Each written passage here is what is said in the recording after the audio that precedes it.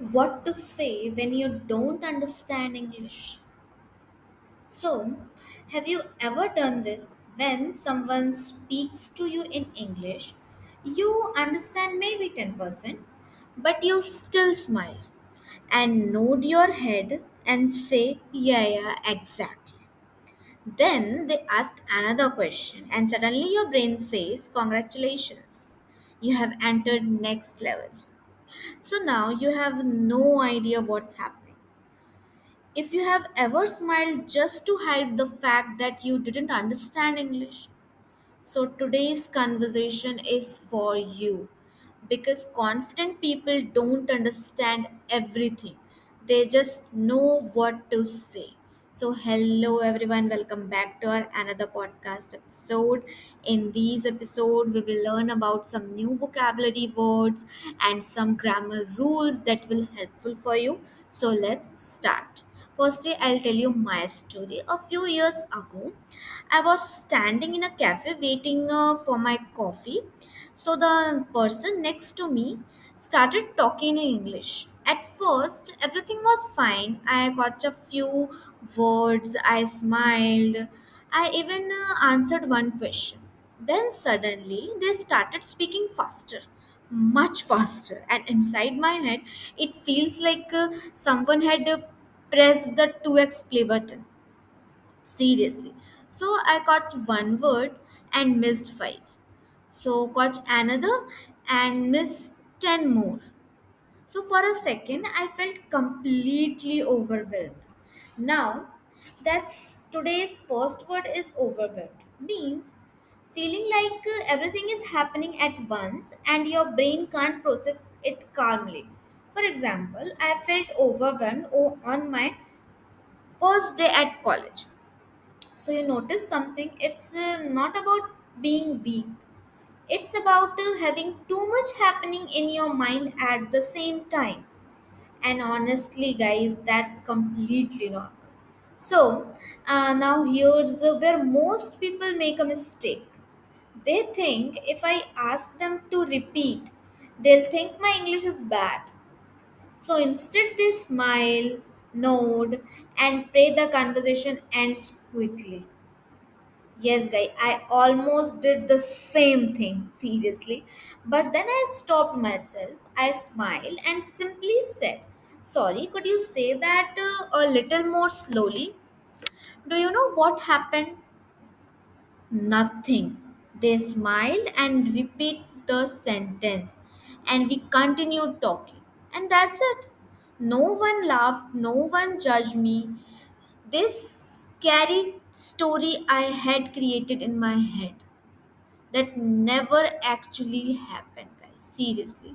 Then I realized most of the time we we misread people.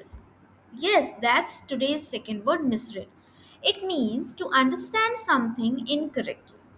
Like if someone has a serious face, we immediately think they are judging me, but maybe they are just tired.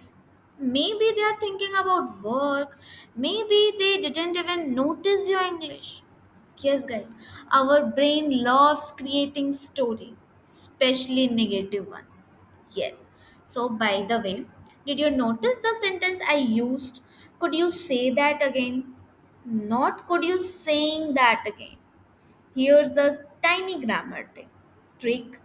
After can, could, will, would, should, may, might, must, always use the base form of the verb. Like, could you repeat that? Can you help me? Would you explain that? Never could you repeat it or can you explain it. Yes, guys. So don't think of it as grammar, think of it as a speaking pattern. The more you hear it, the more natural it becomes. So the conversation continued, and I still missed a few words. I still wasn't perfect, but something had changed. Like I wasn't trying to look smarter anymore. I was trying to understand, and believe me, guys, those are two very different things because the smartest people in the room aren't the ones who pretend it. They are the ones who ask. Then something happened that completely changed the way I looked at English conversation. Yes, guys. So I stopped trying to understand every single word. Instead of, I started listening for the main idea. And suddenly, English didn't feel as impossible. It felt human. Yes, guys. So a few minutes later, the person used a word I had never heard before. For 1 second, I was tempted to pretend it I understood. You know that the fake smile. So the one that says yes, absolutely. So while your brain is quietly asking, absolutely what? But this time I did something different. I smiled and said, I'm sorry, I'm not familiar with that word. What does it mean? And something amazing happened, guys. Instead of making the conversation awkward, it made the conversation warmer. Because people usually enjoy explaining things, so they don't expect you to know everything. Then I noticed something else. At the beginning, my nervousness was still there. So it continued to linger. And that's today's third word, linger. It means to stay longer than expected. Like the smell of coffee after everyone leaves, the nervous feeling after giving a presentation. So fear lingers, embarrassment lingers, but confidence can linger too if you keep practicing. So after 20 minutes, I caught myself smiling, not because my English had suddenly become perfect, but because I had survived a conversation without pretending. And that's when confidence slowly began to seep into me. So today's next word is sheep means to spread slowly. Water seeps into the ground and sunlight seep through the window. Confidence seep into your personality. So one conversation at a time, not overnight. So that's why I always tell people don't try to sound fluid. Try to stay curious. So there's a huge difference. Fluent people don't know every word. They simply know what to do and when they don't. So here's another sentence I use all the time. Could you give me an example or what you mean by that?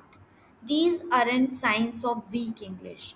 They are signs of real communication, guys. So here's another small grammar pattern. Did you notice? So just notice, I didn't understand. You use didn't, I didn't understand, not I didn't understood. Why? Because after did, we always use the base form of the verb. Like I didn't understand, she didn't know, we didn't go. We never use didn't understood, didn't knew, and didn't went. No. So here's an easy trick. Think of did as already carrying the past tense. So the next verb says in its original form. Native speakers don't remember these rules, they simply hear it so often that it becomes natural.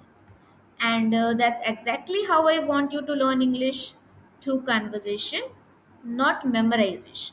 So now let me ask you something. Imagine two people, the first one speaks perfect English but never asks questions because they are afraid of looking foolish. And the second one make mistakes, ask questions, laughs, learn, and keep talking. So, who do you think will improve faster? Tell me. Yes, exactly. The person who's willing to sound imperfect. So the next time someone speaks too fast, don't panic, don't pretend, just smile and say, sorry, could you repeat that?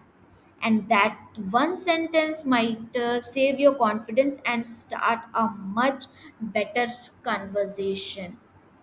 So, before we end, just take a short word tour. So, our first word is overwhelmed, meaning feeling like you have too much to deal with. For example, I felt overwhelmed before my first interview. Second one is she was overwhelmed with too much work. Second word is misread, meaning to understand something incorrectly. For example, I misread his expression. Another one is don't misread silence as anger.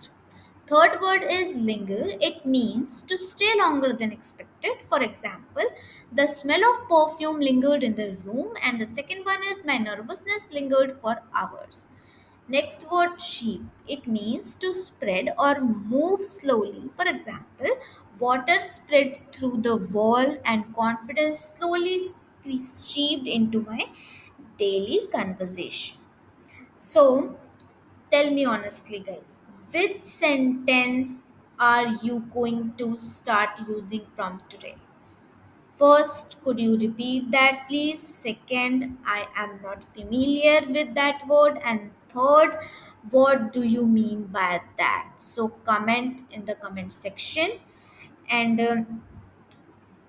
I want to remember one thing. You are not behind because you ask people to repeat themselves. You are behind only if you stop speaking completely. Every fluent speaker was once the person who kept saying, sorry, could you say that again? So don't be embarrassed, guys. Be curious because curiosity will take your English much faster than perfection will. Yes, guys. So see you in the next conversation. Stay tuned with me.